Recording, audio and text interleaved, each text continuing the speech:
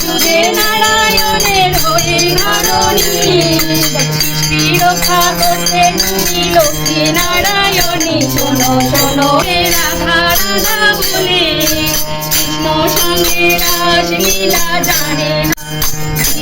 বুঝা দিলে নিমাই যখন আসেন নদিয়ায় প্রভুর ঘর। আমার নিয়ম আমার ভালো কিছু বলতে বলেছি, সবাইকে দয়ার কথা বললেন। ঠাকুর কি এখন জীবন্ত?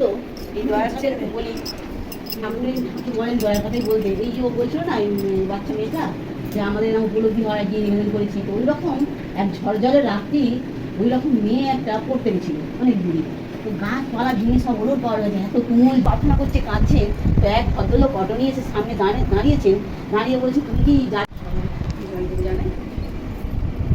এটা আমাদের আজকের চতুর্থ দিন শ্রাবণ পরিক্রমা। তো পরিক্রমা করতে বলেছে।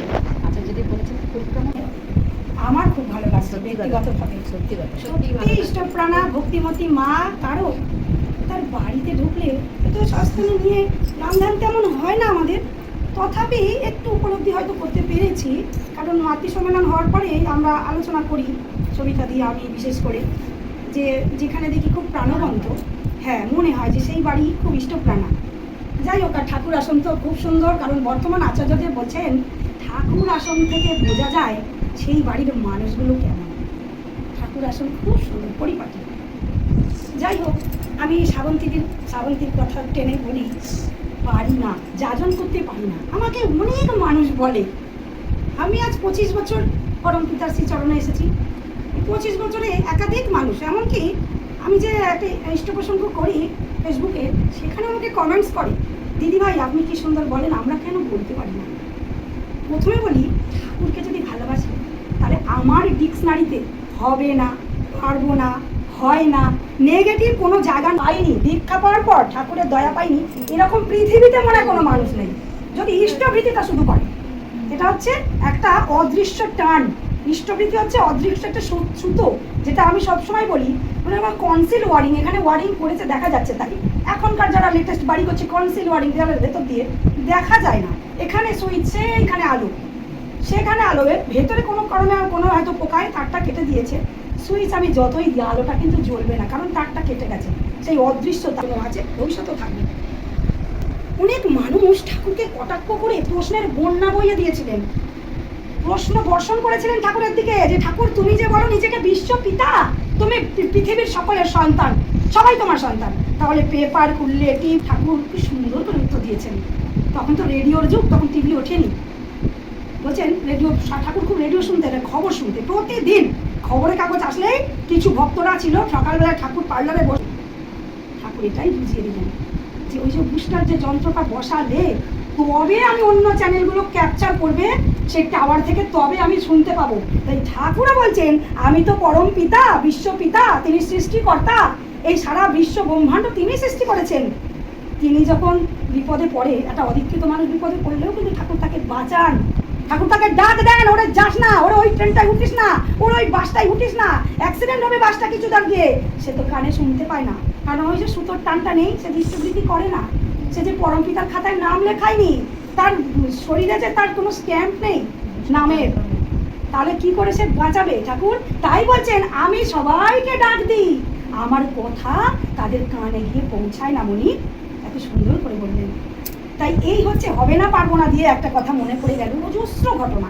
সমুদ্রকে যেরকম যদি কেউ বলে ছাঁচতে, একটা মানুষের পক্ষে সম্ভব না সমুদ্রের জল ছাঁচা, আমরাও তাই। পরম দয়াল তো সমুদ্র, তার কথা বলা যাবে না, শেষ করা যাবে না, আমার নিজের জীবনটাই শেষ হয়ে যাবে। তাই বিধাতার কথা বলতে এত ভালো লাগে, আমাকে খেতে দিতে হবে না, কিছু দিতে হবে না, আমি অনর্গল বলতে থাকবো যদি কেউ বলতে পারে। তা ঠাকুর এই যে বিধাতা, তিনি পারবো না হবে না কেন বলছি, যখন অখণ্ড ভারতবর্ষ অর্থাৎ পাবনা আশ্রমের ঘটনা বলছি, একদম সৎসঙ্গ আন্দোলনের আদি পর্বের কথা। তখন একজন ওই সৎসঙ্গে প্রার্থনা, দুবেলা প্রার্থনায় চট বিছানো হতো বসার জন্য, চট বিছাতো, আবার প্রার্থনা শেষে হলে চটগুলো গুটিয়ে তুলে রাখতো। ওই দুই বেলা ওই দুটো কাজ হচ্ছে ওনার। তার নাম হচ্ছে ফটিকচন্দ্র। সেই পাবনার জেলায় একবার ইন্টারন্যাশনাল ধর্মীয় সম্মেলন হলো। ইন্টারন্যাশনাল মানে সারা পৃথিবীর সমস্ত বড় বড় দেশের লোক আসবে, ধর্মের লোক আসবে, তাদের নিজেদের ধর্ম, তারপর মনে করো চীন থেকে আসলো, তাদের সম্মেলন হবে, সেই যে যার ধর্মের কথা সেখানে প্রকাশ করবে, এটা একটা কম্পিটিশন।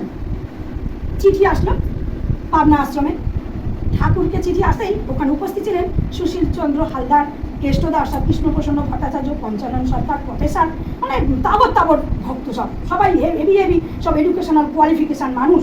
তারা এসে এই চিঠিটা দেখে বলছেন, ঠাকুর কে যাবে, জানে তো সবাই এখানে শিক্ষিত, যারক নাম ডাকবে, হয়তো প্রফেসর পঞ্চানন সরকারকে বলতে পারে, কেষ্টদা ফিজিক্সে ফার্স্ট ক্লাস পাস মাস্টার্স করা, তাকে বলতে পারে, সুশীল চন্দ্র হালদার তিনিও শরৎচন্দ্র হালদার তিনিও প্রফেসর বাগিরহাট কলেজের যশোরের, বলতে পারেন। ঠাকুর হঠাৎ বলছেন, গড়গড়ার নলটা নামিয়ে দিয়ে, গড়গড়া খাচ্ছিলেন, তামাক খাচ্ছিলেন, নলটা নামিয়ে দিয়ে ওই তো ফটকে যাবে।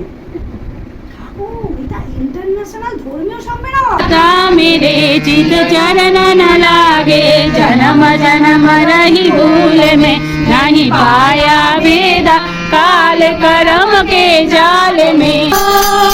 कृष्ण कृष्ण हरे हरे, हरे राम राम राम हरे हरे, हरे राम राम हरे हरे, हरे कृष्ण कृष्ण कृष्ण हरे हरे, हरे राम राम राम।